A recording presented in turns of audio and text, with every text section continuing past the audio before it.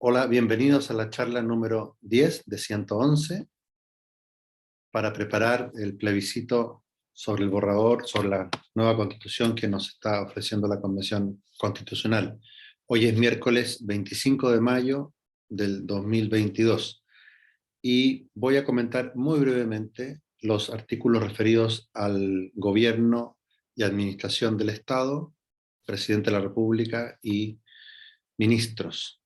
Aquí son pocas las novedades y por tanto esto que es más como típico y no tiene tanta importancia como las cuestiones más ideológicas de fondo, me, me contento con repasarlo rápidamente, ¿no? Es decir, quizás podría decir incluso que un poco por encima, ¿no?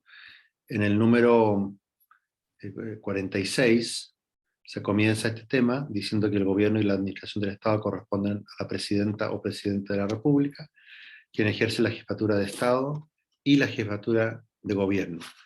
Y se regula la cuenta anual que debe dar el presidente de la República, es lo mismo que existe actualmente, un sistema presidencialista, aunque hemos visto antes con facultades disminuidas del presidente de la República, pero en lo esencial, el jefe de Estado y el jefe de gobierno están unidos en un sistema republicano presidencialista. Para ser elegido presidente se requiere tener nacionalidad chilena, ser ciudadano con derecho a sufragio y haber cumplido 30 años de edad. Aquí, a diferencia de la Cámara de Diputados, hay que ser chileno. La Cámara de Diputados no se establece expresamente que haya que ser chileno.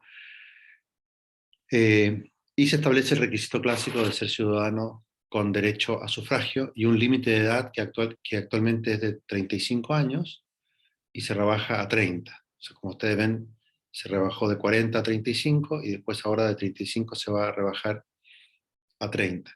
Sospechando que en Chile no va a haber ningún Alejandro Magno, ningún Napoleón dando vueltas por ahí, creo que es un límite de edad demasiado bajo. También porque en esas otras épocas se maduraba mucho antes, la gente también terminaba sus estudios mucho antes, actualmente hay gente que ni siquiera termina sus estudios y no obstante eso llegan a la presidencia de la República.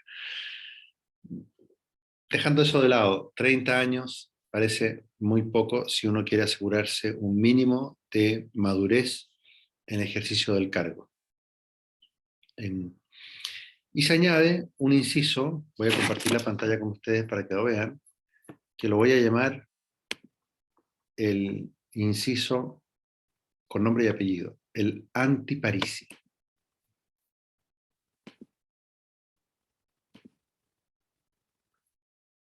Asimismo, dice aquí, deberá tener residencia efectiva en el territorio nacional los 4 años anteriores a la elección.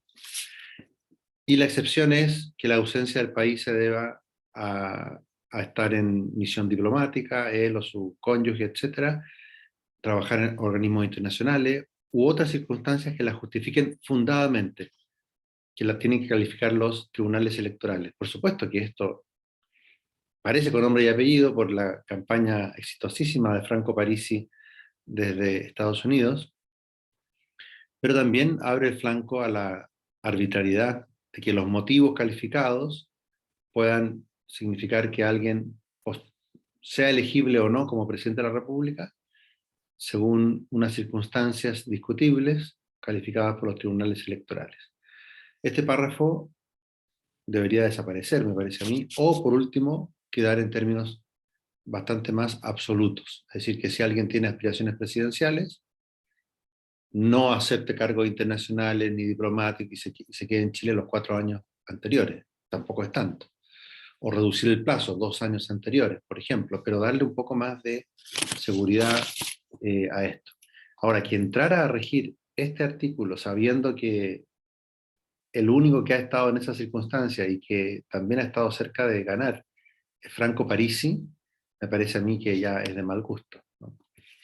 Franco Parisi, dicho sea de paso, es alguien que merecería ser presidente mucho más que Gabriel Boric, ¿no? Y mucho más que muchos otros candidatos que ha habido. Por lo tanto, los ataques de que ha sido objeto, las burlas, las intromisiones en su vida familiar, todo eso, yo creo que están de más, ¿no?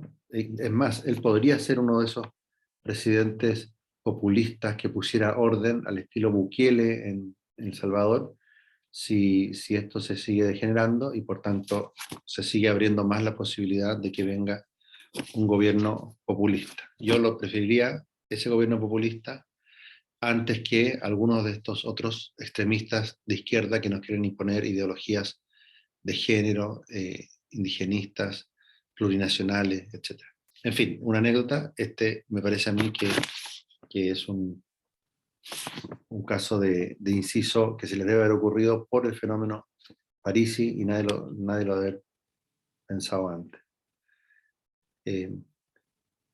Bien, y después vienen artículos más clásicos como los que exigen en el número 48 que el sufragio sea universal, secreto, libre, etc. La regulación de un sistema con segunda vuelta, que, que es el que existe actualmente, y que fue introducido por la Constitución de Pinochet. Esto es un resabio de la dictadura de Pinochet.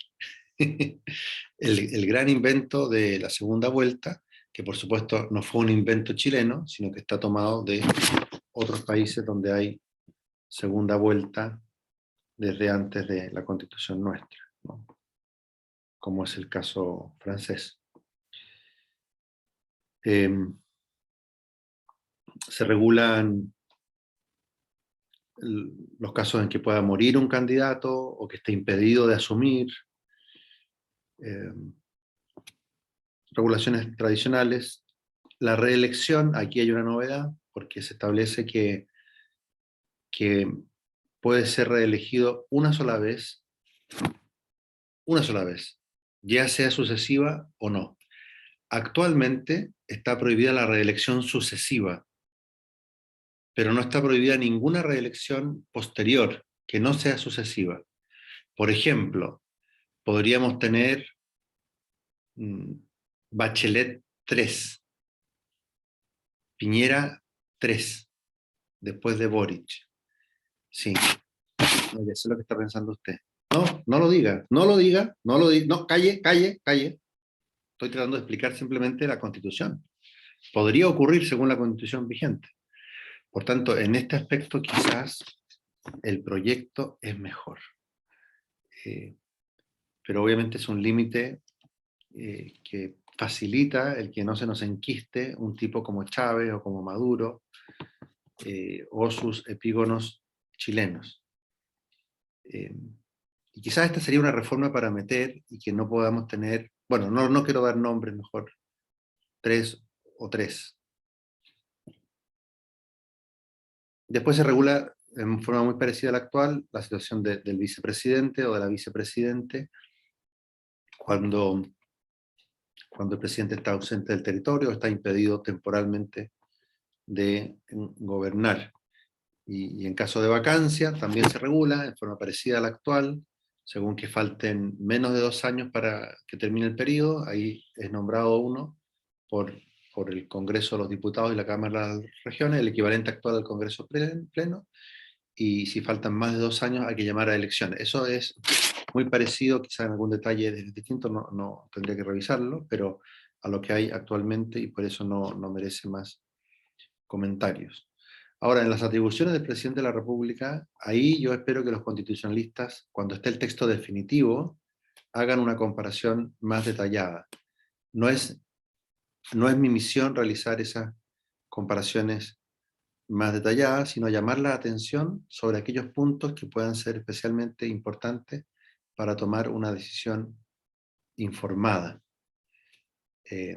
Y en cuanto a las atribuciones que están en el número 56, artículo 48,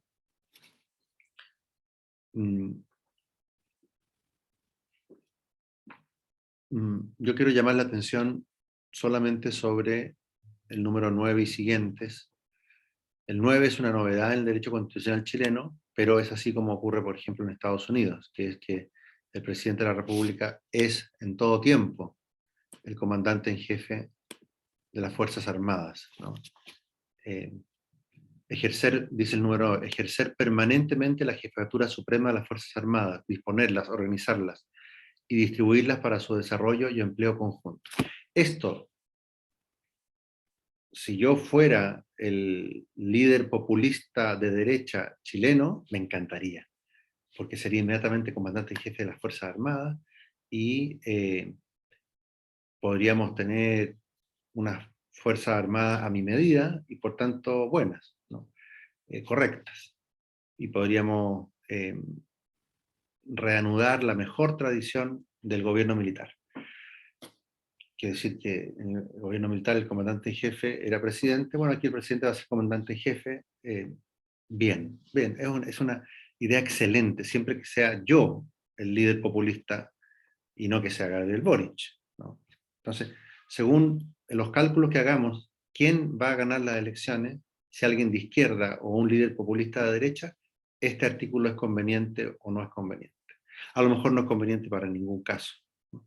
Y el poder que tiene sobre las Fuerzas Armadas de designación, remoción de la Fuerza Armada y las fuerzas de orden, así como eh, es fuerte decir que sí, corresponde a un sistema democrático fuerte el que las Fuerzas Armadas estén sometidas de esa manera, pero es peligroso. Es peligroso, creo yo, que no tengan una cierta como carrera en la que es difícil descabezarlas, porque en los regímenes totalitarios comunistas, ¿qué es lo que se hace primero? Se descabeza a las Fuerzas Armadas. Y con esta constitución es muy fácil descabezar a las Fuerzas Armadas. Incluso la legislación que regula las Fuerzas Armadas también va a ser fácil de cambiar, porque acuérdense que bajan los quórums, no hay una ley orgánica constitucional de las Fuerzas Armadas. De tal manera que si se quisiera establecer un régimen totalitario como el de Venezuela, esto está pintado para eso. Tenemos que ganar las elecciones, amigos míos. Las elecciones que vengan, si esto se llega a aprobar como constitución, son de vida o muerte, ¿no? Y espero que los ricachones chilenos, si llegamos a tener una constitución como esta, pongan plata para que gane un populista de verdad, tipo Bukele o tipo Trump, y no un populista de izquierda que nos va a instalar un régimen totalitario.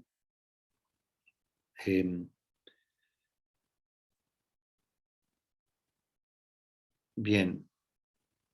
Y después se regula en los números 57 a siguientes la cuestión de los ministros, las y los ministros de Estado, como colaboradores del presidente, ¿no? Para ser ministro, por ejemplo, no se requiere ser chileno, salvo que los requisitos generales para el ingreso a la administración pública exijan ser chileno, como pasa actualmente, pero eso es una norma que habría que tomarla en conjunto con lo que viene aquí. Pero recuerden que para ser ciudadano ya no se necesita ser chileno según este borrador de la Constitución.